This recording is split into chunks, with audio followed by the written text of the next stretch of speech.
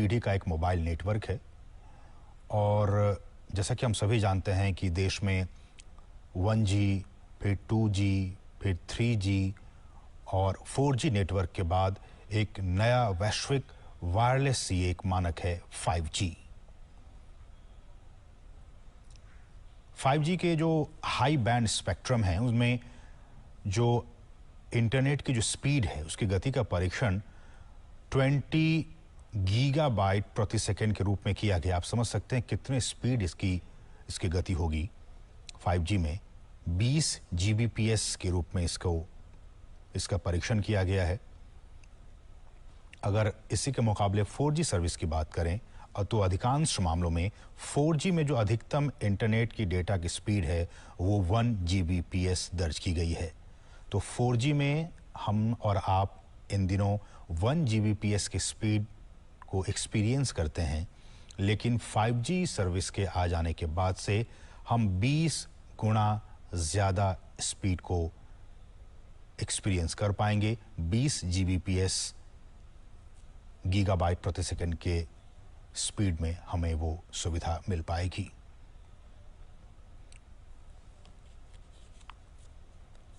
दूरसंचार क्रांति के लिहाज से आज का दिन बहुत ही महत्वपूर्ण, और न सिर्फ दूरसंचार के लिहाज से बल्कि इसके और क्या कुछ यूजेस हैं। हम जानते हैं कि इन दिनों इंडस्ट्रियल रिवॉल्यूशन 4.0 का ज़माना है, चौथी औद्योगिक क्रांति चल रही है और इस क्रांति में internet of things, cloud, big data, artificial intelligence और एज कंप्यूटिंग के साथ साथ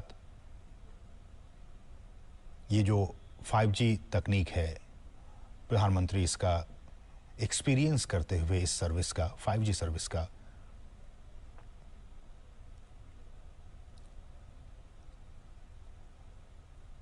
और इनका प्रयोग इंटरनेट ऑफ थिंग्स की बात की जाए या फिर क्लाउड की बात की जाए, big data, artificial intelligence, edge computing के साथ 5G चौथी औद्योगिक क्रांति का एक बहुत ही महत्वपूर्ण प्रवर्तक हो सकता है। अलग अलग क्षेत्रों में इस 5G सर्विस का उपयोग किया जाएगा, फिर चाहे वो हेल्थ सेक्टर की बात हो, मोबाइल बैंकिंग की बात हो, इन तमाम क्षेत्रों में डिफेंस की बात हो, फिनटेक कंपनियों की बात हो, रिसर्च एंड डेवलपमेंट की बात हो, इन तमाम क्षेत्रों में 5G सर्विस का डायरेक्ट इम्पैक्ट पड़ेगा। और सबसे पहले जो हमारी उद्योग जगत हैं वो इस एक्सपीरियंस को महसूस करेंगे और उसके बाद आम जनता के लिए इस सर्विस की शुरुआत की जाएगी। कहा जा रहा है कि इसका जो इकोनॉमिक इम्पैक्ट होगा इस 5G सर्विस का, गवर्नमेंट द्वारा ही एक पैनल नियुक्त किया गया था और उस 2018 की बात है ये, और उस पैनल ने एक रिपोर्ट जारी की और इस रिपोर्ट के मुताबिक 5G सर्विस से साल 2035 तक भारत में 1 ट्रिलियन अमेरिकी डॉलर का जो इकोनॉमिक इम्पैक्ट है वो पैदा होने की संभावना है। ये उम्मीद जाहिर की गई है इस रिपोर्ट के मुताबिक। आज का दिन बहुत ही महत्वपूर्ण, हम 5G सर्विस की बात कर रहे हैं, लेकिन पहली पीढ़ी से 1G से लेकर 5वीं पीढ़ी तक का विकास भी अपने आप में काफी महत्वपूर्ण रहा। 1G सर्विस की बात की जाए तो 1G सर्विस साल 1980 के दशक में इसे लॉन्च किया गया था और ये एनालॉग रेडियो सिग्नल पर काम करता था और केवल वॉइस कॉल को ही समर्थन करता था। फिर 1990 के दशक में 2G सर्विस को लॉन्च किया गया जो डिजिटल रेडियो सिग्नल का उपयोग करता है और 64 kbps के बैंडविड्थ के साथ वॉइस को भी और डेटा को भी ट्रांसमिट करने में ये इसको सपोर्ट करता है 2G सर्विस। फिर ज़माना आया 3G सर्विस का।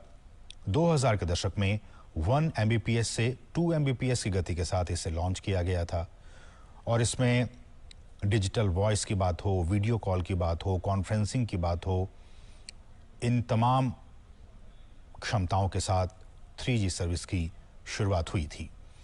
फिर साल 2009 में 100 Mbps से 1 Gbps की जो एक पीक स्पीड हम कहें, उस पीक स्पीड के साथ 4G सर्विस को लॉन्च किया गया था। और इसकी तमाम खूबियों के साथ साथ 4G सर्विस में, जिसका कि हम और आप इन दिनों इसका उपयोग कर रहे हैं, ये 3D वर्चुअल रियलिटी को भी सक्षम बनाता है।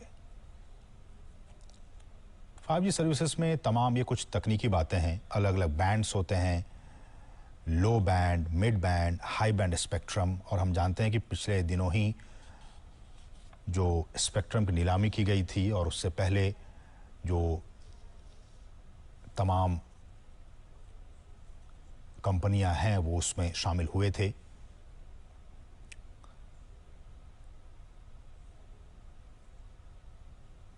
मोबाइल ब्रॉडबैंड सर्विस की बात की जाए तो हमारे स्मार्टफोन को बेहतर बनाने के अलावा 5G मोबाइल तकनीक, वर्चुअल रियलिटी जो कि बहुत ही महत्वपूर्ण है, ऑगमेंटेड रियलिटी जैसे जो इमर्सिव सेवाएं हैं उसकी वो शुरुआत कर सकती है, जिसमें कि बहुत ही फास्ट, समान डेटा दर और बहुत ही कम समय में और कम लागत में ये सारी चीजें हो सकती हैं।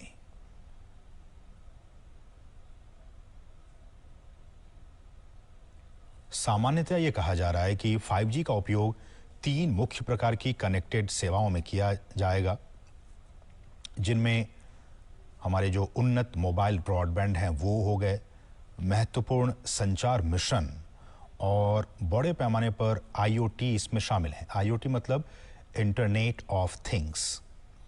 IoT, cloud, big data, artificial intelligence और एज कंप्यूटिंग के साथ 5G चौथी औद्योगिक क्रांति का एक बहुत ही महत्वपूर्ण कारक साबित हो सकता है।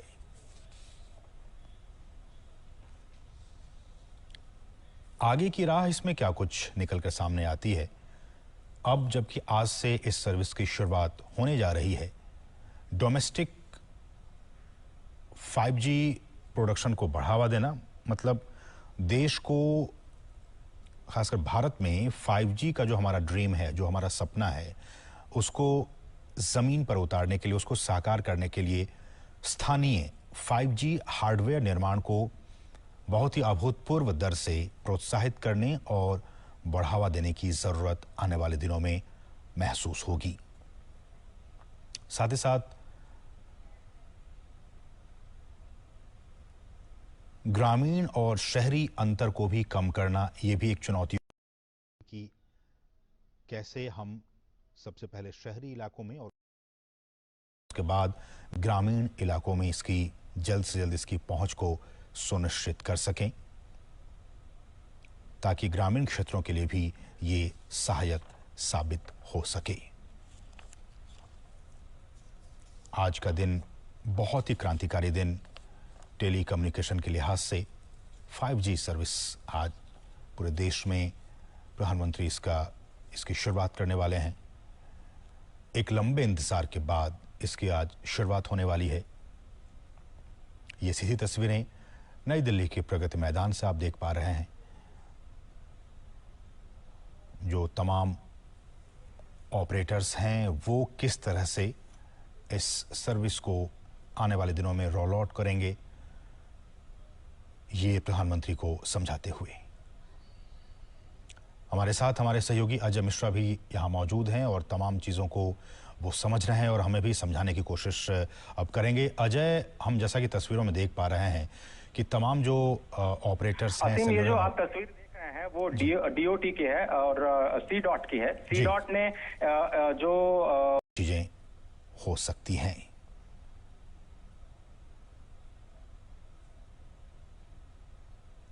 सामान्यतः यह कहा जा रहा है कि 5G का उपयोग 3 मुख्य प्रकार की कनेक्टेड सेवाओं में किया जाएगा, जिनमें हमारे जो उन्नत मोबाइल ब्रॉडबैंड हैं वो हो गए, महत्वपूर्ण संचार मिशन और बड़े पैमाने पर IoT इसमें शामिल है। IoT मतलब इंटरनेट ऑफ थिंग्स।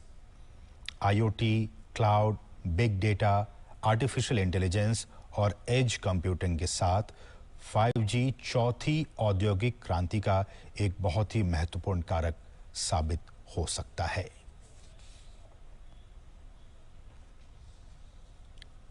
आगे की राह इसमें क्या कुछ निकलकर सामने आती है।